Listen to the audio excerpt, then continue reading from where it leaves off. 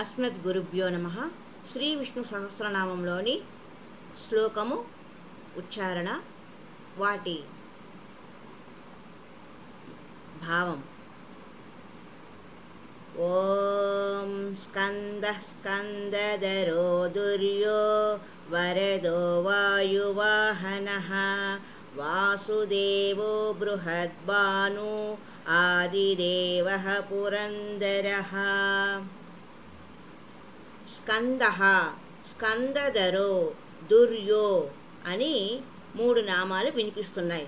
స్థూల దృష్టికి స్కందనామము కుమారస్వామికి సంబంధించింది. ఆదిత్య హృదయములో కూడా స్కందనామము సూర్యపరంగా వాడటము జరిగినది. ఇక్కడ విష్ణుపరముగా వచ్చినది. అసలు స్కంద శబ్దానికి క్రిందకు జారడం అని అర్థం.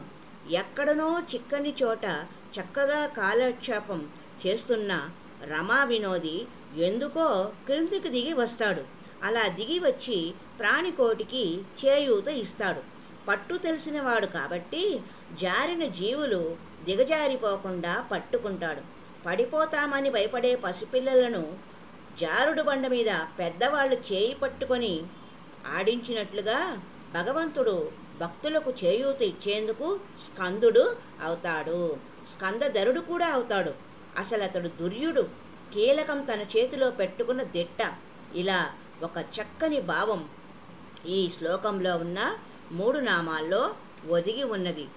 ఓర్పుతో నేర్పుతో ఆలోచిస్తే ఇలాంటి భావాలు విష్ణు సహస్రనామంలోని ప్రతి శ్లోకంలో ప్రతి చరణంలో మనకు స్ఫురిస్తాయి. హరి ఓం తత్సత్.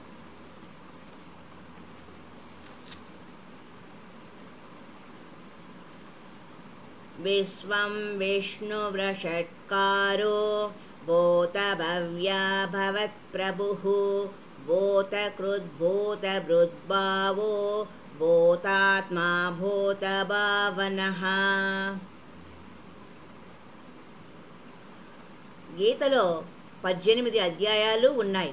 ఒక్కొక్క అధ్యాయానికి ఒక్కొక్క పేరు కూడా ఉంది.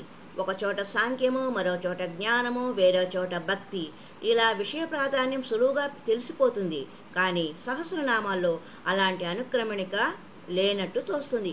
కానీ సూక్ష్మంగా పరిశీలిస్తే వేరువేరు నామాలకు మధ్య ఏదో ఒక వివేక సూత్రం ఉన్నట్టు తెలుస్తుంది.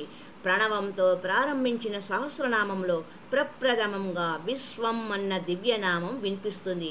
పేరుకిది విష్ణు సహస్రనామమే అయినా ముందు విశ్వనామ సంస్మరణ జరుగుతుంది. ఆ తర్వాతనే విష్ణువు ప్రసక్తి వస్తుంది. విష్ణువు కంటే విశ్వమే ప్రధానం. ఎందుకంటే విశ్వము విష్ణువు సృష్టించింది. సృష్టికర్తకు తన సృష్టి మీద, సంతతి మీద, సంస్కృతి మీద ఉన్నంత మమకారం తన మీద ఉండదు. విశ్వం అంటే ప్రపంచమనే అర్థమే కాక సర్వస్వం అనే సర్వనామార్థం కూడా ఉన్నది. విశ్వం అంటే ఈ సర్వస్వం, సర్వేశ్వరుని సంపద. దీనికే విష్ణువు అని పేరు. ఇదంతా ప్రణవం నుంచి ప్రభవించి ప్రణవంలో లయించిపోతుందని సూచించేందుకు సహస్రనామంలో ఆద్యంతాలు ప్రణవ సంహితంగా ఉన్నాయి. చివరి నామం సర్వప్రహరణాయుధ. ఆ ప్రణవం నుంచి ప్రభవించి విశ్వరూపంలో వెలసిన విష్ణుతత్వం అన్నింటికి శ్రీరామరక్షగా అందరికీ తోడ్పడుతుందని అఖిల జగత్తుకు అభయమిస్తుంది. ప్రహరణ శబ్దంలో శిక్షించడం, రక్షించడం 2 ఉన్నాయి. అలాగే మొదటి నామమైన విశ్వంలో సృష్టి, స్థితి, లయాలు 3 ఉన్నాయి. ఇవన్నీ ఓంకారం నుంచి ఉదయించినవే. ఈ నామాలన్నీ ఓంకారానికి మారుపేర్లు, వేరువేరు రూపాలు. ఏ రూపంలో భావించినా, ఏ నామంతో స్మరించినా ఒకే తత్వం, విశ్వతత్వం ప్రణవ సంపుటితో ప్రత్యక్షమవుతుంది. ఈ విశ్వజనీనమైన విశాల దృక్పథం సహస్రనామాలలో ఆద్యంతాలు చక్కగా గోచరిస్తుంది. మరి ఒక మారు ఈ విష్ణు సహస్రనామంలోని మొదటి శ్లోకము చివరి శ్లోకాన్ని పఠిద్దాం. ఓం విశ్వం విష్ణువషట్కారో భూతభవ్యా భవత్ప్రభుః భూతకృద్భూతకృద్భావో భూతాత్మా భూతభావనః.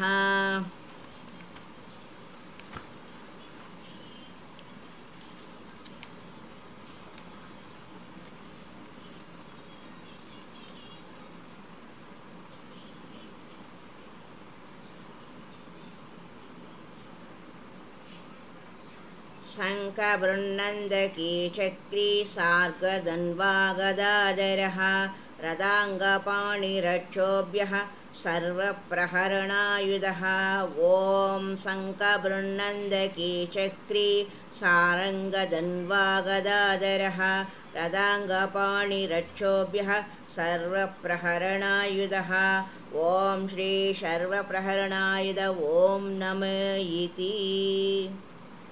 हरि ओं तत्सत्।